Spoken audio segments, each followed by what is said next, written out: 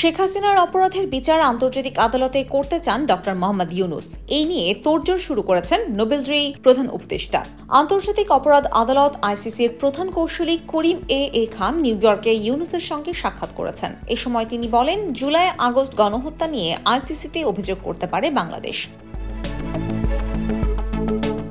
জাতিসংঘের সাধারণ পরিষদের অধিবেশনের ফাঁকে সাক্ষাৎকালে করিম খান অধ্যাপক ইউনুসকে 2019 সালের রোহিঙ্গা নির্যাতন তদন্তের সর্বশেষ অগ্রগতি সম্পর্কে জানান। এ সময় তিনি বলেন, তিনি এ বছরের শেষ নাগাদ বাংলাদেশ সফর করবেন। করিম খান রোহিঙ্গা সংকট নিরসনে নতুন গতি আনতে অধ্যাপক ইউনুসের 3 দফা প্রস্তাবের প্রশংসা করেন। জাতিসংঘ সদর দপ্তরে এক বৈঠকে প্রধান উপদেষ্টা এই প্রস্তাব দেন। এ সময় সেখানে আইসিসির প্রধান কৌঁসুলিও বক্তব্য দেন।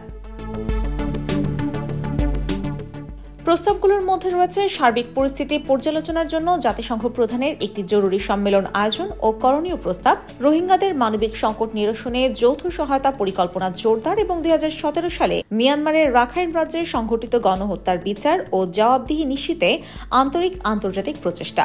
করিম খান বলেন, এই 3 দফা যথার্থ। করিম খানের কাছে জুলাই আগস্ট বিপ্লবের সময় গণহত্যার জন্য দায়ীদের বিরুদ্ধে আইসিসিতে মানবতাবিরোধী অপরাধের মামলা দায়ের করার প্রক্রিয়া সম্পর্কে জানতে চান অধ্যাপক ইউনুস। এই বিপ্লবে কমপক্ষে 700 শহীদ হয়েছেন এবং 20,000-এর বেশি মানুষ আহত হয়েছেন। করিম খান বলেন, বাংলাদেশ অবশ্যই হেগ ভিত্তিক আদালতে অভিযোগ দায়ের করতে পারে। তিনি বলেন, আইসিসিতে মানবতাবিরোধী অপরাধের মামলার জন্য যথাযথ নিয়মাবলী অনুসরণ করতে হয়। IPTV USA News Desk।